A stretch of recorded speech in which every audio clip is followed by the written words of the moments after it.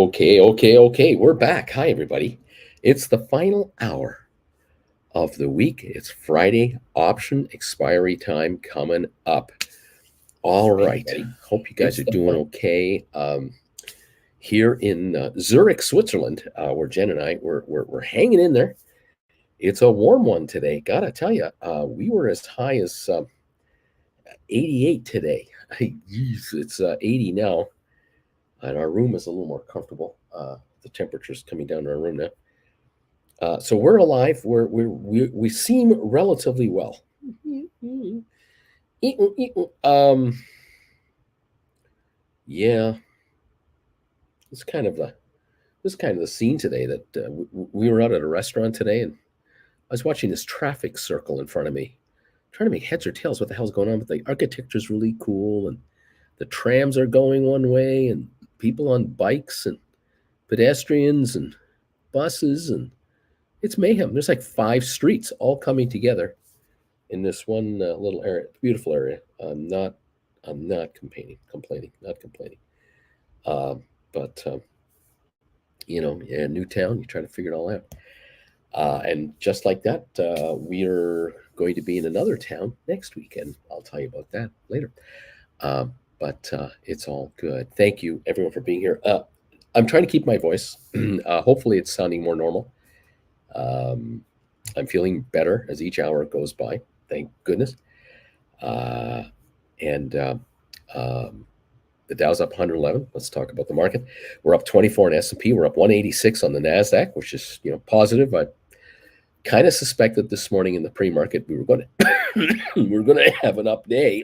Speaking of getting better, not coughing here, we were going to have an up day. Not the greatest up day of all time, but it could be interesting this last hour. We may gain a bit of momentum going into the weekend because of how oversold we could be perceived to be. Don't know. Oil, hello. Shocker of shockers. Oil down $8.59 a barrel to 108.98. This is a break. I'm not sure what the break is all about, but this is a break, and this could be good. I would sure love to know what is causing this sudden collapse in the oil price late on a Friday afternoon. When we're trying to do this close here. I don't have anything in a headline anywhere. If anyone sees a headline overnight, let me know.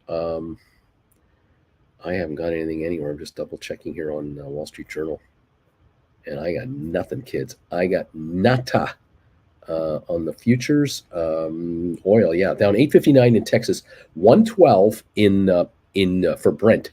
So it's all USA led drop on oil, and I don't understand what caused the sudden slump. We were at 110.11 right around noon, and then at 1 o'clock we were down to 109, 130, 109, 108.40 at 204, and here we are. So we've got something happening there, and we're going to take it because this is the kind of break the market needs to perhaps take an upshot.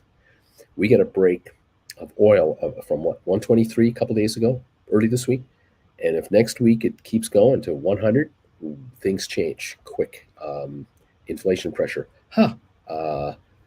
Just price up at your pump. We'll see. All right. The markets could have a good week next week if this is going to be, if there's follow through. I don't know what's causing it though. Anyway. All right. You're welcome, Nomad, says Nick. I collapsed the oil market by figuring out a good way to commute to work by bike and train. No need to thank me. It's all good. It's part of the service as being a loyal American. Nick, thank you, buddy. Says Alberto. Biden wrote an open letter to oil and gas companies. Don't know what it was about or whatever. I don't know either. I have no idea if it was anything political.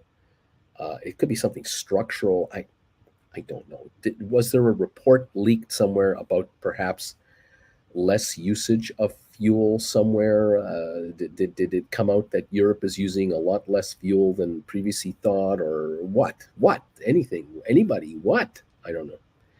I got. I'm looking here for any kind of other. I'm looking at headlines right now on Market Watch, and I don't see anything. Nope, nope, nope. I don't. I don't. I don't. Uh, see. Nope, nope, nope. Okay, so again, I'm. Sorry, folks, but trying to go on the fly. What's going on? Don't know. So 861 is the drop on oil. 108.98 is where the oil is at in West Texas, and we're in 55 minutes to go. The Dow's up 95, S&P up 22, Nasdaq up 180 points. Okay.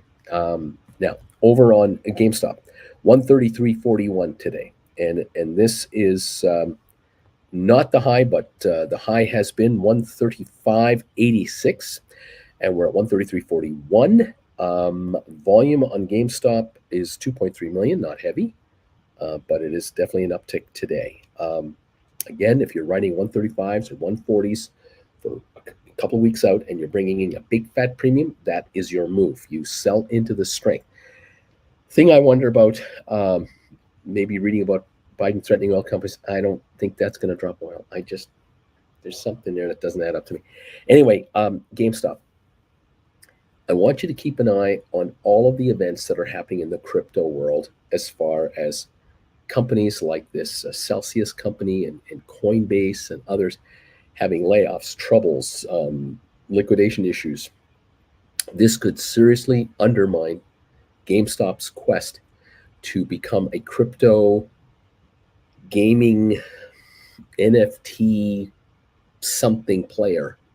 If the base customers, the base holders of crypto lose confidence in trading it and holding it and wanting to do business in it, then there's trouble for any kind of internal forecasts that GameStop may have had for success. I don't know. I'm just throwing it at you as one of these. Keep this in mind. No one's talking about it. No one has mentioned it anywhere. I'll mention it to you as a, out of left field. There may be an analyst next week that says something bad about GameStop having to do with this crypto stuff. That's all I can throw you. Okay. Nick, covered Tesla, made good money on that trade. Covered call on X, dumped long X and reshorted X. Will cover when it drops to 1970 or below. Nice going, Nick. You're working it.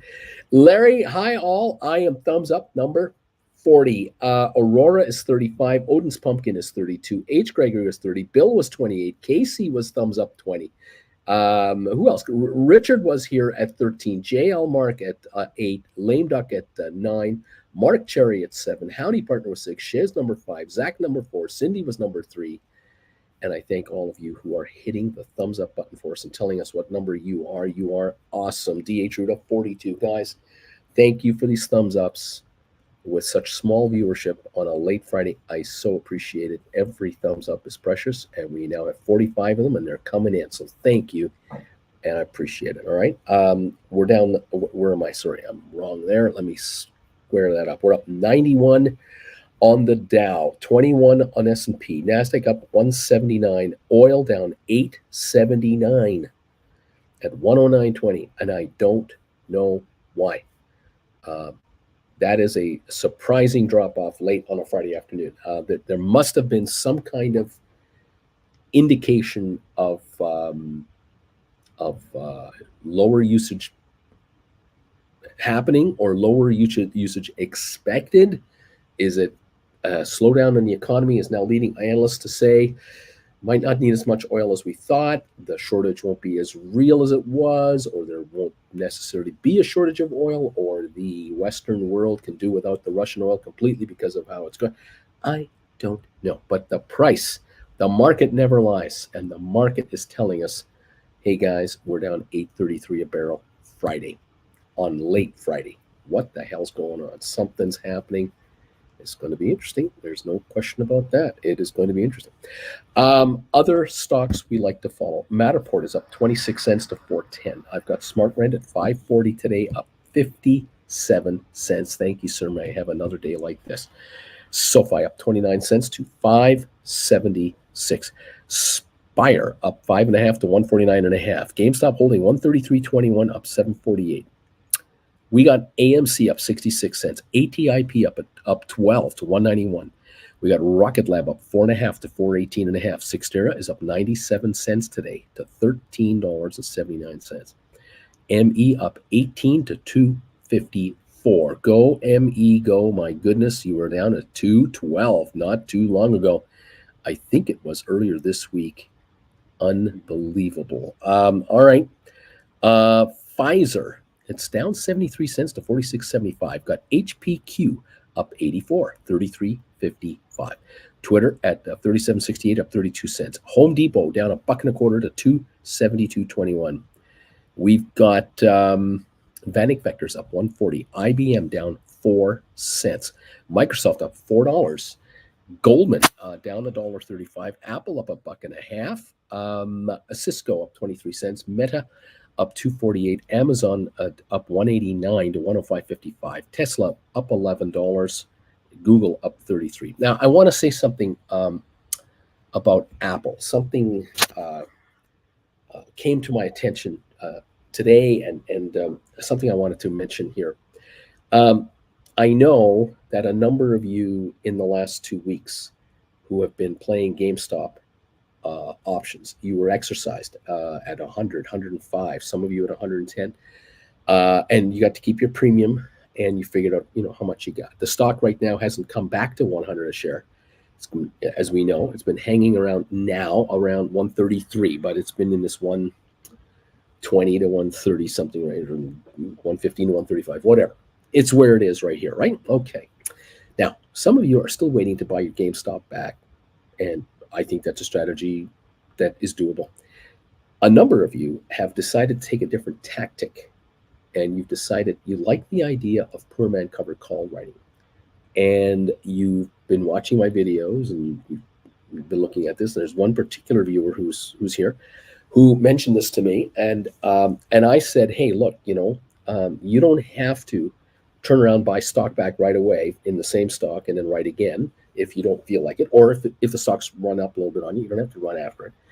There's a whole bunch of other fish to go after. And what I'm beginning to hear more of on this channel, and I'm encouraging this, and I think it's a good move, is a lot of you out there are starting to mention to me that you're getting into Apple, and you're getting into Apple in a poor man covered call way.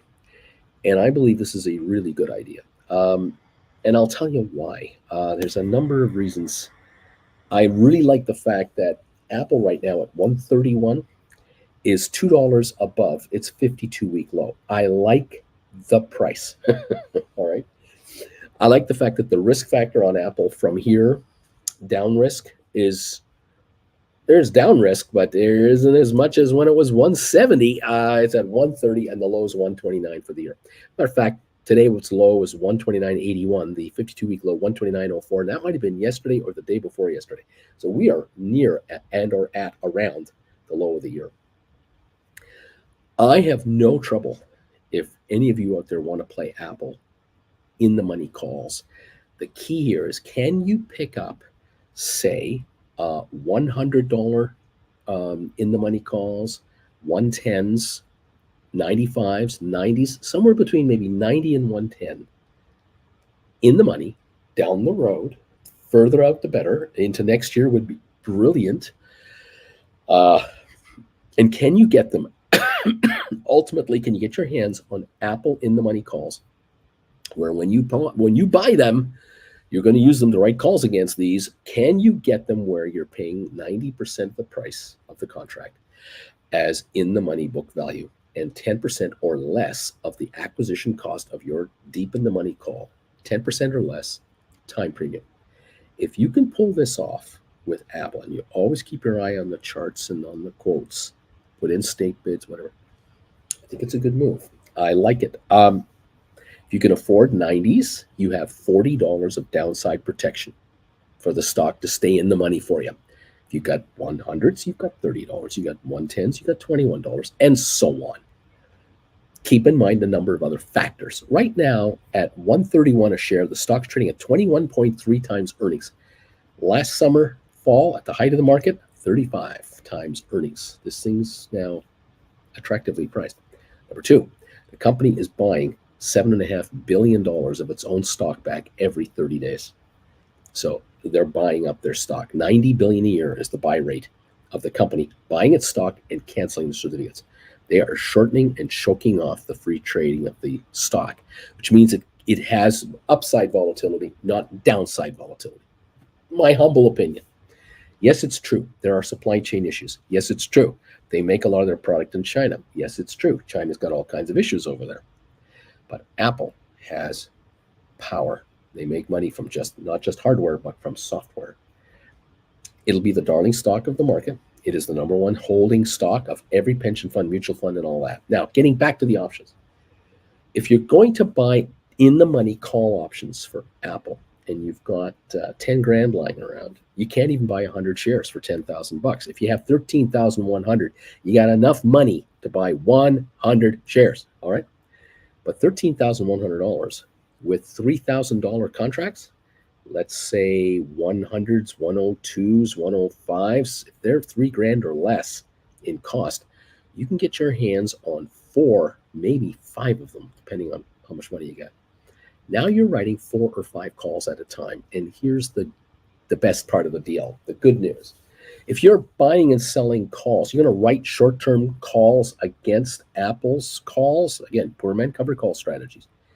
The liquidity factor is fantastic on Apple contracts. They trade very actively. Their spreads are way tighter than Gamestop's or other smaller companies. And that gives you liquidity. And it offers you from time to time day trading possibilities. So on the one hand, someone might say, yeah, Bruce, if I want to write Apple contracts, I can't get the fat premium that I can get on GameStop. True. But the other side of it is you can't buy a deep in the money call option on GameStop that's 90% book value, because the time premium on a deep in the money call is ridiculous too on GameStop. So that negates the other. The other factor is if you are holding 100 shares of GameStop right now, you've got a $132 stock in your hands. If you sell that stock, and I'm throwing ideas up, liquidate 100 shares of GameStop, you get $13,300. You can buy 4 or 5 calls on Apple to next January, February, March, April, May, next summer, next fall. Can you go out to a leap to 2023 January? Can you? Check it out. I don't know. Go look. Can you buy 4 or 5 calls on Apple versus what you have into GameStop? And now write 5 calls at a time instead of 1 call at a time. And take the strategy where, well, I'm writing a 135, good for 2 weeks. And you know what? If the stock market has a bad day on Tuesday and Apple drops $2.50 a share, those calls will drop half their value. I'll buy them back in 2 days. And then I'll write, maybe instead of a 135, I might write a 133. And I'll look for premium shrinkage there. Thank you very much. This could give you perhaps more trades, more turnovers. And because they're tighter, you don't have to worry about writing the incredible stink offer contract and getting the incredible stink bid buy-in, because they happen, but they're not often. We're on this one here. You can still do stink offers and stink bids. Oh yeah, sure you can, because you see a call trading at like 420 to 435, and you feel the stock is moving up a little bit. It's got some upward momentum. You might offer call options at 445 or 465 or 470, just under 475. You'll still do stink offers, but you might also do stink bids. So on the way down, they're at 230, 240. You're putting in 205 buyback bids ahead of the $2 bids where everyone else is. You're at 205. You can do this with Apple as well, but you might find that you're doing more trades in a week than you are now for GameStop, just as an aside. So anyway, I have noticed a few of you guys are talking about this, and I thought I would mention this to all of you to give you the heads up that you may not be able to get the giant premium that GameStop gives you, but you may have more liquidity and you may have more leverage. And you're also now playing calls on the big boy, on the big kid in the block, the biggest retail stock really out there. Is it true that Apple is not the most expensive or most valuable company in the world anymore? Yes, it's true. They're in the top three, I guess. It's okay. They're fine. But the liquidity is there. And I mentioned that today as something to think about this long weekend, something to ponder, and we'll talk about it more next week. Okay. All right.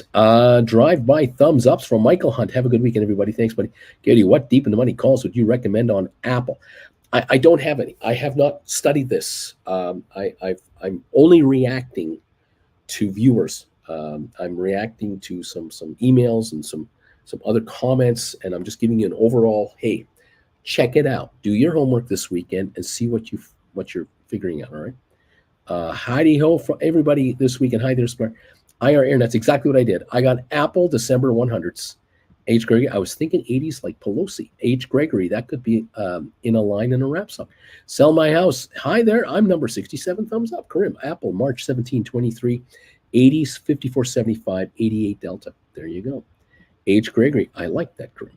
Wing Commander. I am going through my Magic card collection. I have not touched it in probably 15 years. A few cards appreciate like crazy and are worth up to $400 now. Don't know what I paid back in the day, but probably just a few bucks. Talking about beating the market. H. Gregory, I lost 140 on my Boston Celtics call option that expired yesterday. It's crazy. I look at sports betting through the lens of an option writer. Alberto. All righty, there you go. Apple right now up 165 at 131.71.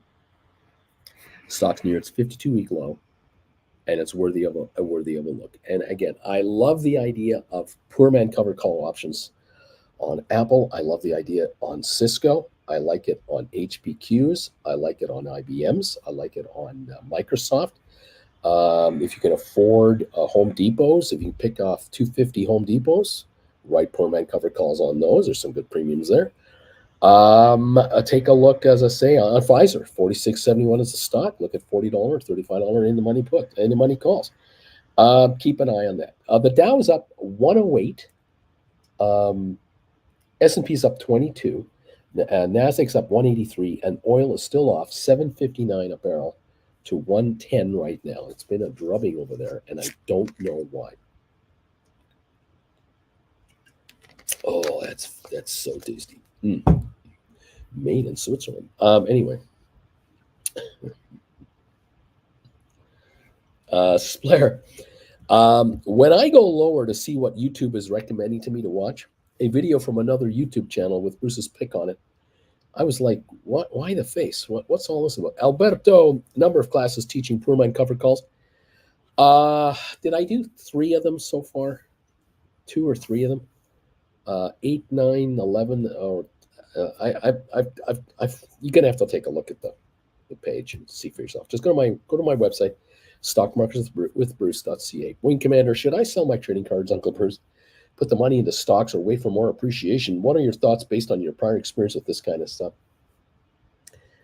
I don't know what you can get for these cards. I don't know what condition they're in. I don't know how to grade them anymore. I'm not in this business. But my attitude on it is, you see a game like you're seeing here, you want to find an eager buyer. And if you've got an eager buyer who wants to give you a ton of money, a ton of dough that you can turn around and make a ton of dough with, that you know you can make a ton of dough with, think about it this way.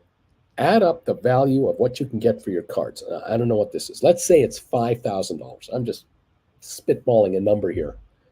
If you had $5,000 and you put it into 2 $2,500 call options on Apple, how much money can you make writing 2 options against those call options on Apple for the next year? Add that up and then go, will the cards appreciate more than that or less than that? There you go. And that might tell you to sell the cards. But hey, Uncle Bruce, I am looking into writing cover calls on Twitter now that is in the green. Which one would be a good one to go? I don't know, my friend. Twitter, this is such a crapshoot, this thing. Man, 3786 with what's his name? I don't know what to think about how this is going to go. But if your average is under $38, and I don't know what the averages are out there, what you have, but if you guys were buying it now for $38 and you could write 40s and get a couple of bucks for those for say a month, you're guaranteed $4 profit if you get taken out. Is there a problem making 4 on 38? I don't think so. That's one way to look at it. Another way to look at it is go, well, if I write 2 or 3 month contracts for 42, maybe I can get $3, $4, and that gets me 45, 46. Is that okay? I would think so. But again, it's such a crapshoot, isn't it? Splair. It is from last year ago. It doesn't know if it is legally. Do you need the name of it through email? Okay, I'm not sure what this is about. Nick, my average on Twitter is 43.65 on the long side. So, look, if you can write a call then for say 42 and get 2 for it, you'll be taken out at 44. So that's a recovery. On the other hand, if you write 44s for a month and a half and you can get $3 for those, again, I don't know what you can get for them. I'm not looking at a chain. You got homework to do, my friend. Wing Commander, thanks, Uncle B. You got it. Splair, a crap sheet? Sounds like an interesting word from the future. So, figure out your option chains and figure out these values and do your homework and figure it out. But sometimes you really shouldn't look at what the cost of your stock is sometimes. You have to really decide, no, I'm not going to write a call based on what I paid for this stuff. I'm going to write a call on what I can get on it. And I want to write a 1 or 2 week call, and I want to bring in a fat premium. What can you give me? And then that's the one you write, or you don't write it. It's just that simple. Karim Bruce, if the euro comes to 1-on-1 against the US dollar, and that is that cheaper for Americans traveling, or will European cities using the euros just raise prices, in effect negating the savings? Here's the thing: if the euro drops against the American dollar to par, that means that in the past year, Europeans have lost 20% buying power, which means they're going to stay at home versus traveling outside, especially the States. States has just become a whole lot more expensive. For Americans coming in here, it's 20% cheaper than what it was a year ago. Yeah, there's inflation, of course, but there's inflation in the U.S. So there's no difference between here and here in Europe, where I am right now, and in the States. Inflation's inflation. But if your dollar gets you more, there may be a bunch of Americans going, geez, I haven't taken a holiday in 3 years, and man, I can go to Scotland, or I can go to the Netherlands, I can go to Germany, I can go to Austria for this kind of money. You might want to do it. BW Money Week article. Market Watch article, U.S. oil futures down this week, a first in 8 weeks. This is due to demand concerns on the rise and growing expectations that global economy is headed for a slowdown in the coming months. And we talked about this here. I mentioned something like this about 3 days ago, Tuesday maybe, where I mentioned something like there's this war going on in the oil market, whether 120 oil is staying here because of supply chain problems, Russia, the war, or will oil go down irregardless of supply chain because people will use less? The argument I made to you this morning was, if all of you use a gallon a day less of this stuff, it would collapse in price. And this is nothing. I'm talking about down to 35, 45 a barrel pricing. That's all it would take for the Western world to crush this thing. Number 75, thumbs up. Option Nomads, thank you guys for the thumbs. I appreciate it. Oh my gosh, I'm trying to hang on with my voice. We're up 135 on the Dow, 135. Now, people wonder, Bruce, you and Jan, you're experiencing a holiday of a lifetime together. You've been to England. Been to Scotland, you went to Amsterdam, and then you went over to see your cousin in Dortmund, and you went to Hamburg and Berlin and Munich, then Vienna, and now you're in Zurich. Oh wow, you must be, the culture you're taking in, and the lifestyle and the food. My God, the food. By the way, Bruce, what did you have tonight for dinner? Well, let me tell you a little story. I finished my first show today. The first show I do is 8:30 Eastern time for you guys in the USA. But that's 2:30 in the afternoon here. Is when I start the show. Now I finished that show around 3:30, 4 o'clock, maybe 4:15, because my voice was really going. And Jen and I, we decided we would go downstairs in this hotel because they have a pool here and they have a spa here. And I thought, well, I'll go into that steam room they've got and just breathe in that hot, humid air and try to loosen my cords and clean up my sinuses, you know, become better. So we did that. And then we came back upstairs and we've been relaxing and cooling down and all. And then I'm looking at the watch and I'm like, oh, geez, I'm going on the air at 9 o'clock Swiss time, 9 o'clock tonight until 10:15 or so. And then right after that, within 15 minutes of the show being over, I'm going to be on the bed here getting ready to go to sleep because I'm pooped. So I can't eat at 10:15 at night supper. Got to eat supper before I do the show, but I don't want to eat at 8:45 at night. That's too late. So it was like 7:15 or something like that. And I looking at Jen, I said, "Oh, what do you want?" She's going, "I don't know. What do you want?" So neither of us is going to decide what to do for sure. But we both agreed we didn't want to leave the room. We didn't want to go for a walk anywhere. We didn't want to take a cab anywhere. We're in kind of a residential-ish city area, and so the distance between restaurants is a block or two. Jen can't walk very far. So restrictions and restrictions. So I called the front desk for room service. I'm sorry, sir, we don't have any room service at this time. Staff shortages. They have no room service. What did we do? We ordered Uber. Uber Eats. And what did we bring in? McDonald's. Well, here's the kicker. I ordered a double Big Mac. Jen ordered a McCheese Royale, which is a quarter pounder. And we ordered a large fry. I think it came out as a medium fry. And we had drinks here. So just those three items. Those three items. A double Big Mac, a quarter pounder with cheese, and a medium-sized fry delivered to our hotel lobby. How much did that cost us is the proverbial question. Well, it cost us Swiss francs, which is kind of equal to the American dollar. It's kind of the same. 26 Swiss francs. 26 American dollars to bring in a double Big Mac, a quarter pounder with cheese, and a medium fry. The gentleman who delivered it in a motorbike.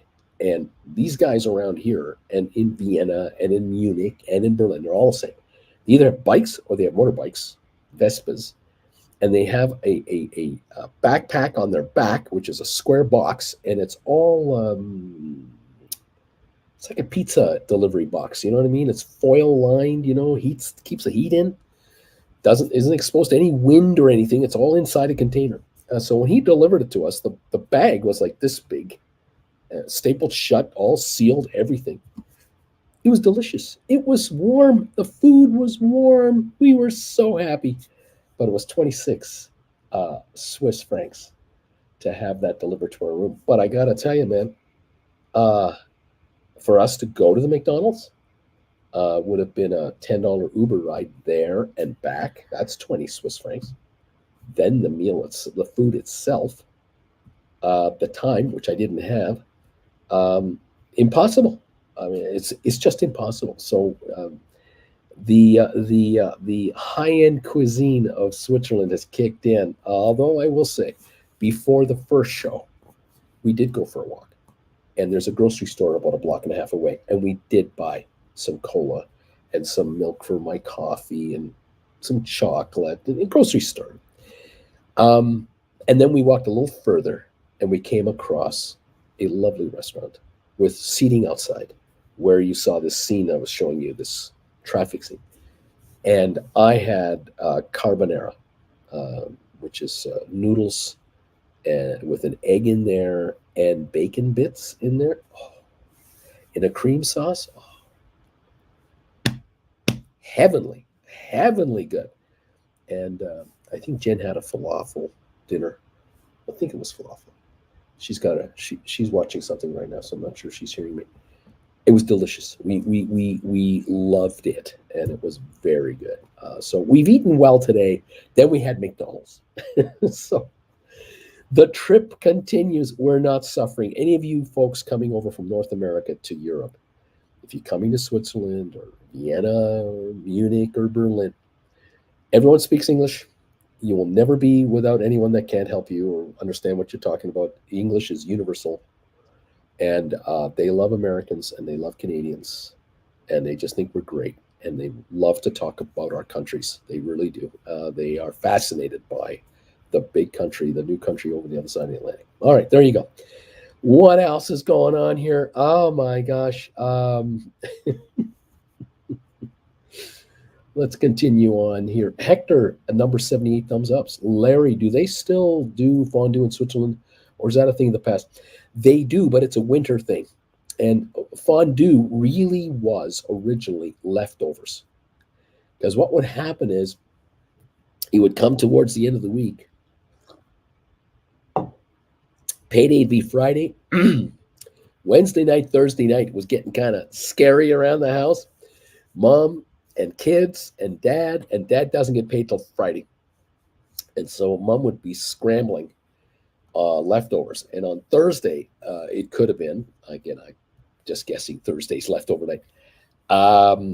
There was someone somehow they had a bunch of cheese here and a bunch of cheese there and a bunch of cheese there, and they had a bunch of stale bread left over, and they were running low, and they took the cheese and they mixed it with oil, and I'm not sure if it's olive oil or what, sunflower oil, heated it up to make it all runny and gummy, and then the kids got forks for the bread, and they spun it around in the cheese, and it was like cheese toast or cheese bread, you know, and it's filling and it's delicious depending on the cheese. It's a great way to save older cheese by liquefying it, adding some cream in there, some oil in there, heating it up, and you'd add some different spices and stuff, and you did what you can to survive in the old days. Now it's a delicacy thing. It's a fancy dancy meal, but really in Switzerland it is a tourist meal. It is a tourist meal, and I don't have a desire to get it. Someone mentioned to me somewhere. I saw something. I think it was a YouTube video where you can go to you can go to grocery stores in Switzerland. You can buy a kit for your own fondue, and it would be a collection of different kinds of cheeses, so many grams of each one, like maybe a fondue kit for 4 or 8 people. You'd have friends over, and then you'd have certain kind of bread you buy with it, and spices, and you just buy that as a kit at the till, take it home, open it all up, and melt away. Hector, Uncle Bruce, I wish you much better health next week. Thank you. Karim, now, wow, that's money. Nick, Uncle Bruce, I just wrote 22 July 22nd, weird option date, 22/07/22. 70 contracts for $1.15, strike $43. My average on long Twitter is 43.65. Good move. So he just wrote him for 115 at 43. If he gets taken out, he gets 43 plus 115. He gets 44.15. He makes money on his whole thing. The Twitter stock right now is trading at $38. That's not a bad move from here. Considering it's 38 now, yeah. We're up 109 on the Dow. We've got 21 minutes to go. We've got GameStop at 133.89 at the moment. SoFi holding 572 up a quarter. And we'll see how it all works out. A Splair, for that money, you get home delivered in Dortmund. Good tasting, medium quality sushi. Yeah, well, this is Switzerland, buddy. Merkel, Larry, Tide is still doing it. Cheese fondue is a big thing in Swiss and will never go away. I will agree with that. RDBX is trying to light the ignition. Splair, sounds like a delicious trip. Larry will have to arrange for Uncle Bruce to have a Canadian cheese whiz fondue. Don't laugh. In our household, in the Frommert household, when Jennifer Jr., so there's UB, that's me, AJ, Auntie Jen, and AJJ, Auntie Jen Jr. There were evenings in the wintertime before payday where we would have hot dogs maybe, or some sausages, some brats or something, and the vegetable would be broccoli or would be cauliflower, and we'd have a little of each left. And so Jen would boil them up and get them soft, and then she would take the cheese whiz and she'd take a big spoon and she'd spoon out about half the jar, a third of the jar, into a kind of a bowl that you would use for French onion soup. That kind of, that kind of bowl with the handle on the side. She'd put the cheese whiz in that, and then she'd put that in the microwave on sort of a medium heat, let it spin in there, and it would melt it. Of course it would. And then we would have like a little broccoli cauliflower fondue where either she would pour it over the vegetables, or you would just dip it in. And for our little daughter, AJJ, for her it was a treat because she would take the broccoli, you see, and she would put it in there, and she'd eat this as a treat. See, it's how you fool kids into having vegetables. Anyway, yeah, cheese whiz, melted cheese whiz can be done. What can I say? Oh my goodness. 405 on Matterport, up 21 cents. We're up 57 on Smart Rent. Good day there. SoFi 571, up 24. Spire 147.5. GameStop 133.77, up 804. AMC up 51 cents. ATIP up 8 to 187. Rocket Lab up a half a penny, 414.5. Sextera up 110 today, 13.92. 23andMe holding an 11-cent gain to 247. There you have it. That's what's going on in the market. And right now the Dow's up 100 and 94. It's up 94, and S&P's up 21, and the Nasdaq is up 173. Oil 723 on the downside, 110.36. Oil is primed for another drop if it wants to go through with it on Monday. That would be perfect. Really good news for interest rates. Really good news for Asia, Europe, the USA, South America, third world countries. A drop in the oil price into the 90s would be huge, hugely positive. Splair, by the way, I sent you an email because of the channel with your picture on the video that I mentioned. Okay, thank you, sir. Appreciate that. We'll see what's going on. I don't know. Oh, I know who this is. I did a get together with that's Matt. Matt and I visited just as my channel got going here. That is a picture of I can't remember his last name. It's Matt something. He was doing live shows about the markets too, and he was curious if I would talk to him about the crazy market. And so we went live together for, I don't know, 45 minutes or something like that. I think I had done Trey's trades, and then Matt contacted me. So I did a show with Matt, and I liked him. Trey's cool. Trey's all right. And Matt and I, we got along. But I didn't do any more after that. I found that I quickly found out that some of the other guys out there were not being too kind to us. And I didn't need the grief, and so I just kind of stuck to myself. I think Matt has since moved from North America, where he was living, to Puerto Rico. If I'm not mistaken, he lives in Puerto Rico now. No, I think he was in Texas, if I'm not mistaken. Anyway, whatever. But yeah, that's on his thumbnail because I was a guest on his show. BW, because this is another triple witching day, is there no after hours and the market goes silent until Tuesday? Anybody know about after hours? We will trade after hours for 4 hours, but I don't expect anything crazy to happen.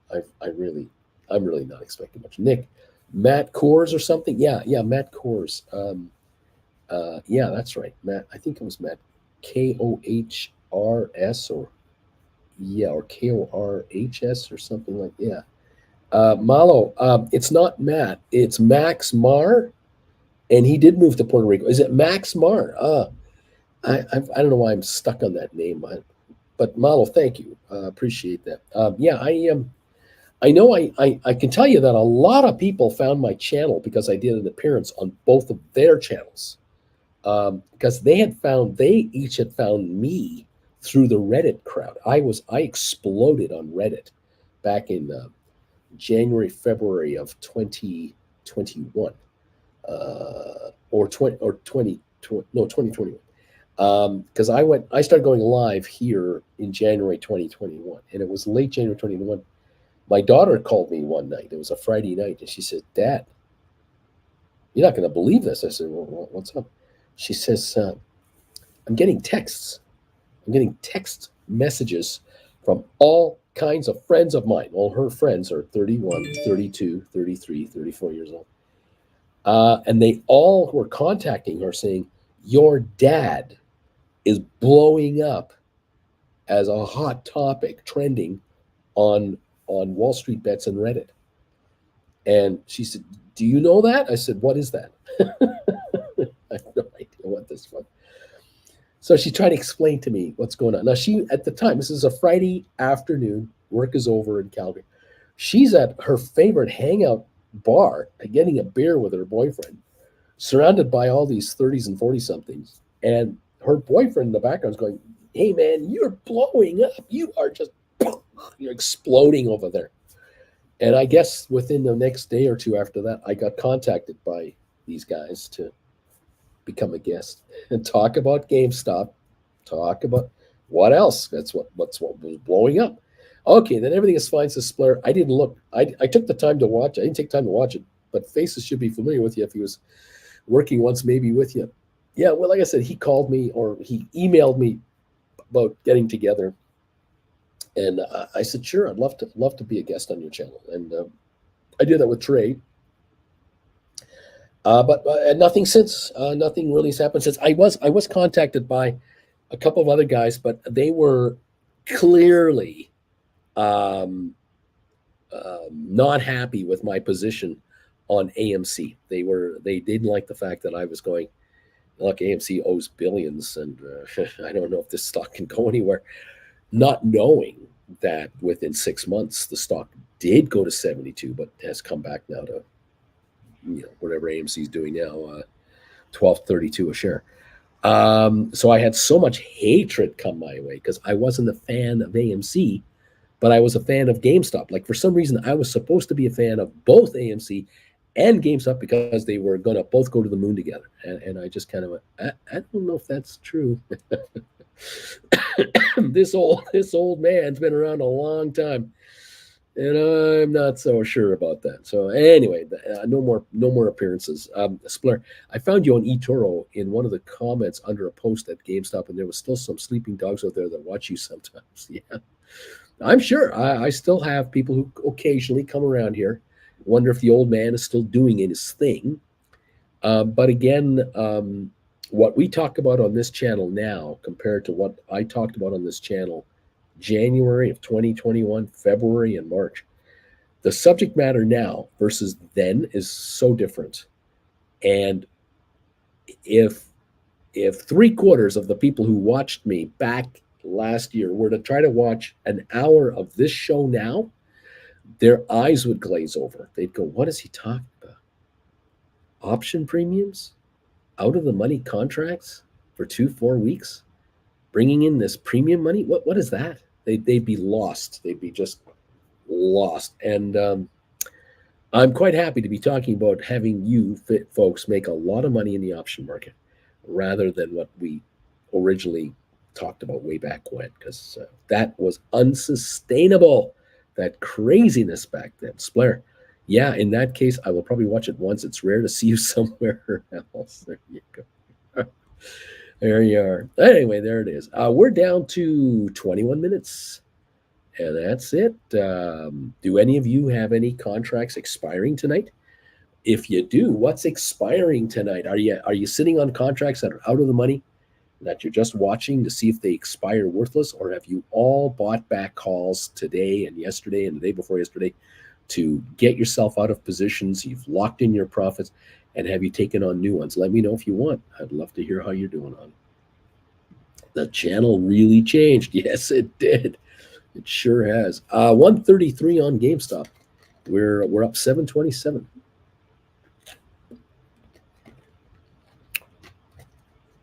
Ah. Let's see.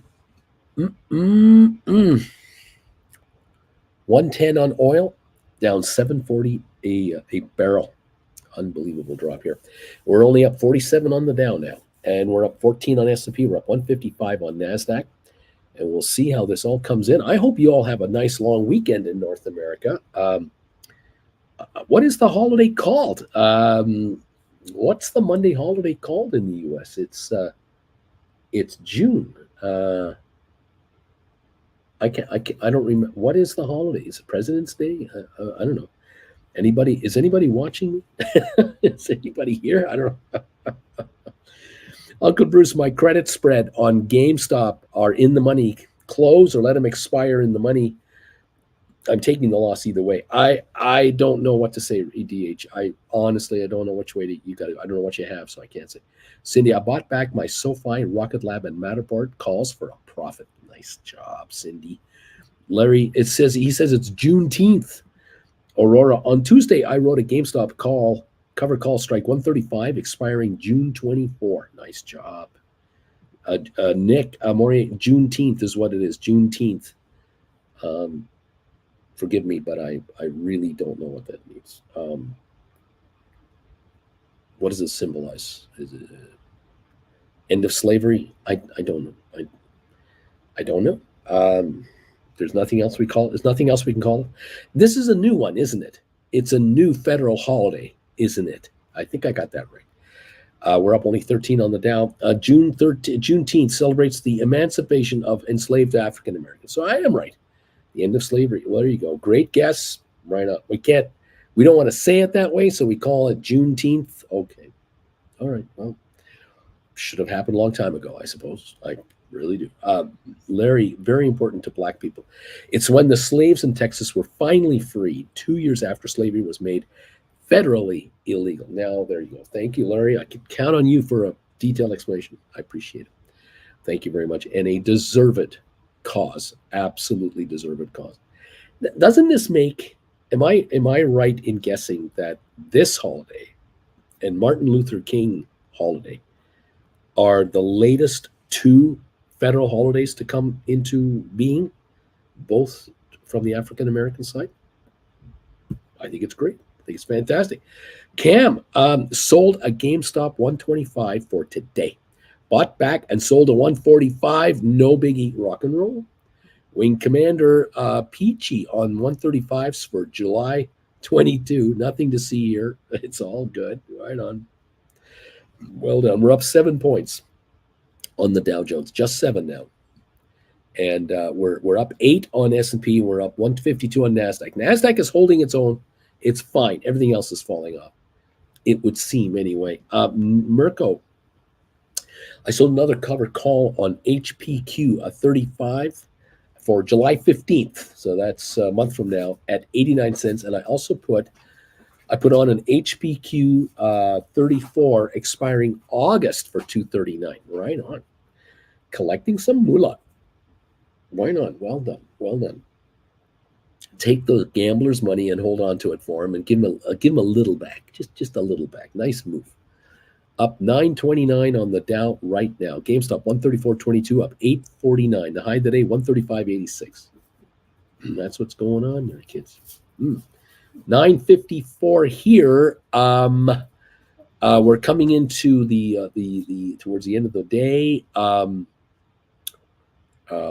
we still 20? I think we're still 36 minutes. No, 36 minutes away from the close.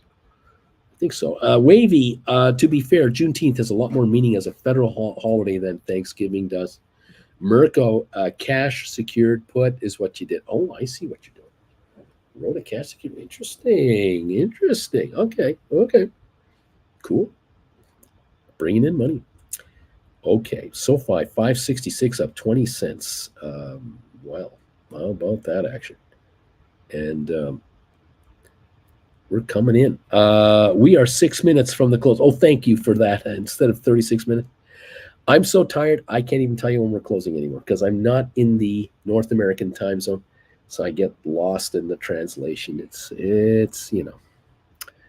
what can I say? Bruce, are you guys 30 minutes off? We only have 5 minutes left. Thank God you only have 5 minutes left because that means I only have 5 minutes left.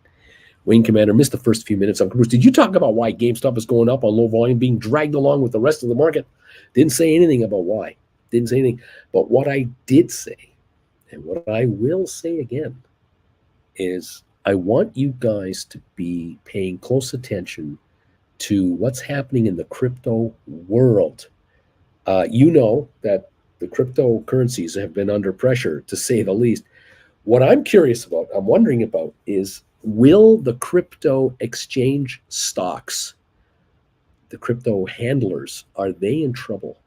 Coinbase, we noticed, laid off, 11% of their staff or 18% of their staff, something like that. I'm wondering about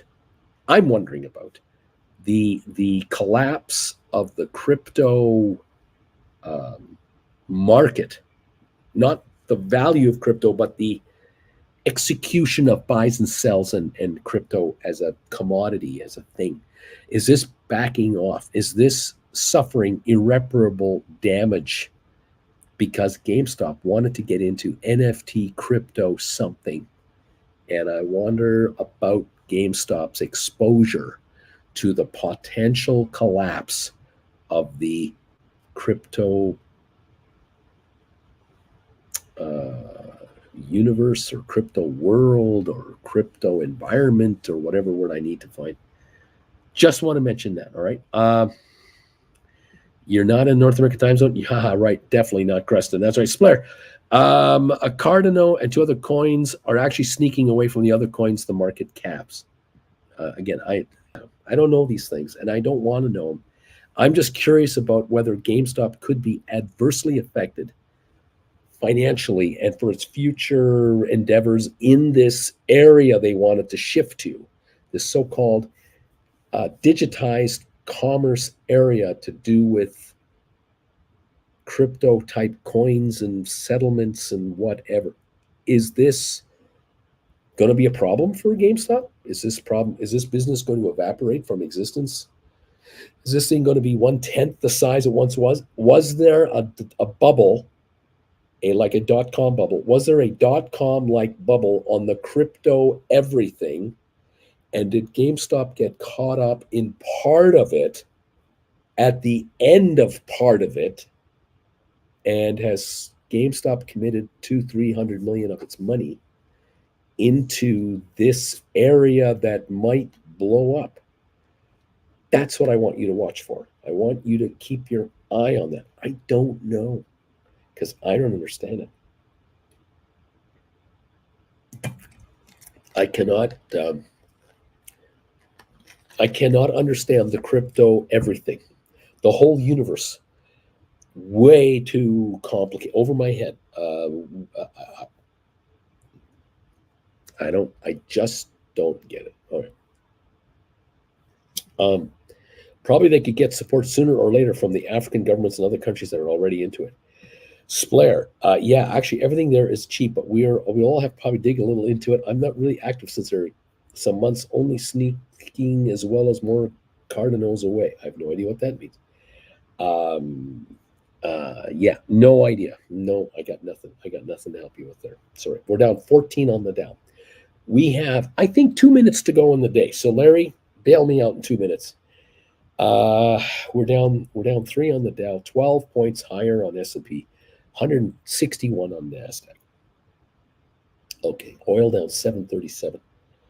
And I will say this, thank you, all of you, for this past week for sticking around. And catching up with us from Vienna. Appreciate that. And now Zurich.